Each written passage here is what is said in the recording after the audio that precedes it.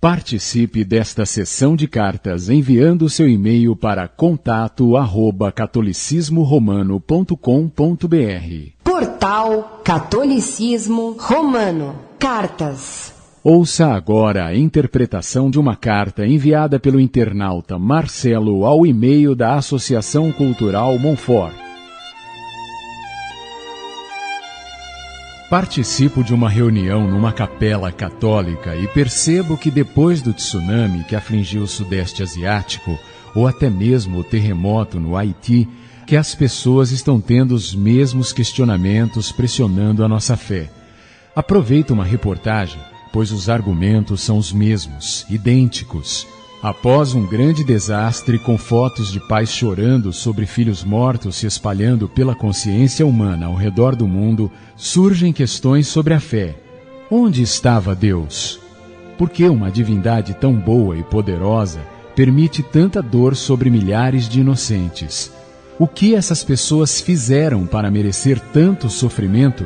Após um desastre natural similar matar dezenas de milhares de pessoas em Lisboa, Portugal, no século XVIII, o filósofo Voltaire escreveu Candide, satirizando com brutalidade os otimistas que ainda encontravam conforto e esperança em Deus.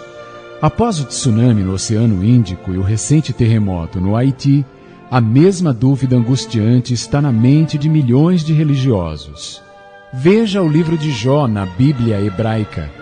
Ele foi escrito há cerca de 2.500 anos, durante o que deve ter sido uma crise de fé.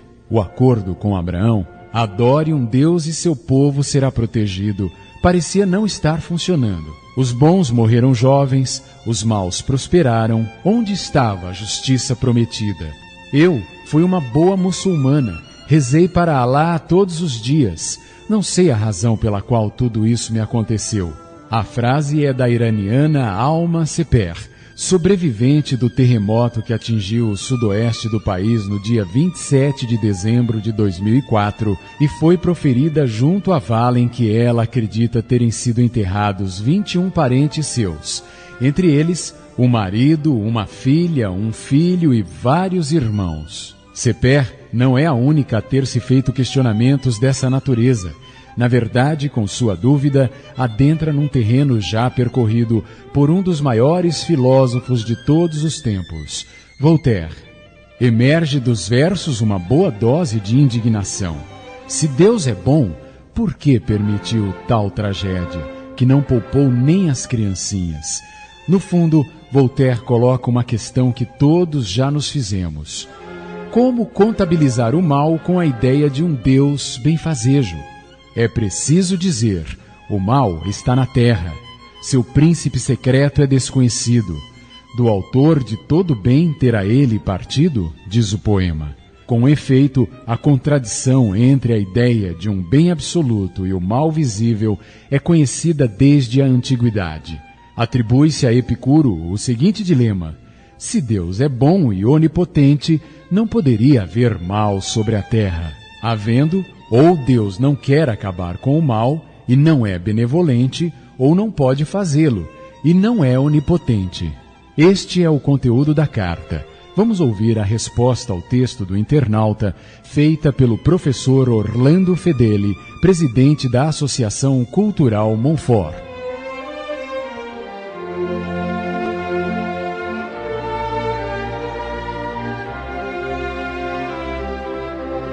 Muito prezado Marcelo, salve Maria. Só quem pensa de modo muito superficial pode se escandalizar com o tsunami e as mortes que ele causou. Essas mesmas pessoas não pensam que todos os dias há milhares de mães que matam os seus próprios filhos em seu ventre praticando o aborto. Milhões de abortos são perpetrados diariamente no mundo. Isso é muito pior que o tsunami. No último carnaval, só em São Paulo, houve mais de 150 assassinatos. Por ano, no Brasil, são assassinadas mais pessoas do que morreram na Guerra do Vietnã. O tsunami não tem culpa. Os abortos e homicídios são criminosos. Todo dia morrem milhões de pessoas por doenças, e Deus permite isso. Só considera que a morte é o maior dos males quem é materialista e acredita que só existe esta vida física, que seria o bem supremo. Pobres tolos que não conhecem o bem e questionam o mal relativo. Pobres desesperados que julgam ser a vida física o bem supremo e que veem esse bem se escapar entre os dedos todos os dias. Pobres desesperados que se agarram a uma vida que lhes foge como uma pneumonia, com um desastre, um assalto ou com a AIDS. O tsunami não foi causado diretamente por Deus. Deus permite que as leis da natureza, atuando, possam causar males relativos, mas não é Deus quem fez diretamente o tsunami matar. Ele poderia ter feito isso, mas normalmente Deus só permite que as leis naturais causem desastres. Normalmente são as causas segundas, as leis da natureza, que causam o tsunami, e não Deus, a causa primeira. E a morte não é o pior mal que pode nos acontecer. O pior mal é o pecado, que nos leva ao inferno. O maior mal é não ter Deus na alma. O maior mal é não amar a Deus, que é a verdade, o bem e a beleza absolutas. Nós todos estamos condenados a morrer, quer seja de uma infecção numa unha encravada, quer por um tsunami. Eu vou morrer em breve, você também vai morrer. O importante é morrer bem, e só morre bem quem viveu bem cumprindo a lei de Deus. Quem não sabe por que vive, não compreende por que se morre. Quem não tem motivos para viver não sabe por que morrer. E, como bem disse um poeta, já que vamos morrer, é melhor morrer com glória. É melhor viver com honra para saber morrer com glória. É isso que nos ensina o sol, cujo morrer no horizonte é cheio de glória. E eu quisera morrer um dia sob um céu de fogo, dizendo uma boa palavra por uma bela causa. Sim, morrer por Deus e pela igreja, em uma manhã azul, ao sol. Os homens de nossa época não sabem por que vivem, e por isso não sabem por que morrem. Você citou Voltaire como um grande filósofo. Esse homem que falava de liberdade, mas vivia também do tráfico negreiro, além de outras fontes espúrias, dizia a seus amigos: menti sempre. Sempre se acreditará em alguma coisa do que dissemos. Dele, um outro filósofo, também cheio de erros, Joseph de Maistre, disse: Sodoma se envergonharia de Voltaire. Paris o exaltava.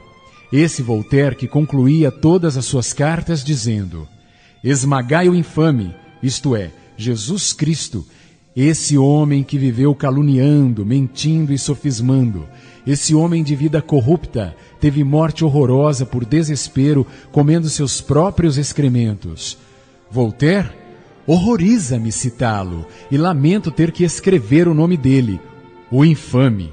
E você me cita Jó, pensando que ele era judeu, e ele não o era. E você argumenta com o livro de Jó, notando que os maus prosperaram, enquanto Jó, que era santo, padecia. Mas não vê você que ainda hoje é assim, que sempre foi assim, que sempre será assim? Os bons serão sempre injustiçados e terão que sofrer. Pois não sabe você que o nome Jó significa homem das dores, e que Jó foi figura profética de Cristo, o homem das dores por autonomásia? Cristo, o Filho de Deus, sem ter culpa alguma, sofreu paixão terrível e morte na cruz para pagar os meus pecados, e os seus também, e os pecados dos coitados mortos pelo tsunami, e dos mais coitados ainda, pelos pecados dos que não compreendem os tsunamis. Pois o pecado destes é o de falta de sabedoria, e quem não tem sabedoria não pode saber o que é o sabor de ser e de ser sábio. Os sofrimentos da vida, meu caro Marcelo, são consequência do pecado de Adão, do pecado original, que não consistiu em comer uma maçã, e sim em tentar ser Deus através da magia e do satanismo. Cristo padeceu por nós sem ter culpa. Nós devemos padecer por Cristo, porque temos culpa. Por isso, quando sofremos com paciência os males que Deus permite que caiam sobre nós, como Jó e como Cristo, devemos aceitá-los. Por isso Jesus disse que seus discípulos seriam perseguidos e caluniados e sofreriam males e perseguições. Bem, pergunta, então, um poeta, seria só para Cristo a coroa de espinhos e para nós as coroas de rosas? A grande lei da vida é a do sofrimento. Daí Jesus nos dizer, quem quer vir após mim, renegue-se a si mesmo, tome sua cruz e me siga. Ele não disse para tomar a guitarra ou a cordinha do Lulu, mas a sua cruz e segui-lo. A cruz que é, segundo São Paulo, escândalo para os judeus e loucura para os pagãos. Se o século em que vivemos não compreende a cruz, ele é pagão. Você é pagão? Você não recebeu a cruz em sua testa no dia do batismo? Você não quer seguir a Jesus crucificado? O catolicismo é a religião da cruz. No Calvário, lembra São Luís de Montfort, havia 3 cruzes, a de Jesus, inocente, a do ladrão arrependido e a do ladrão blasfemador desesperado. E foi assim para nos ensinar que todos na vida sofrem. Sofrem os inocentes, como Cristo, sofrem os pecadores arrependidos, como o ladrão arrependido que ganhou o céu com isso, sofrem os pecadores pertinazes, como o ladrão blasfemador e desesperado. E não sabe você que o sinal do cristão é o sinal da cruz? E este sinal nós o fazemos largamente, da cabeça ao coração, do ombro esquerdo ao direito, para significar que aceitamos todas as cruzes e sofrimentos que Deus, nosso Senhor, nos enviar ou permitir nesta vida. Em nome do Pai, e do Filho, e do Espírito Santo. Amém. Ouvimos a resposta do professor Orlando Fedeli a uma carta enviada ao portal Catolicismo Romano.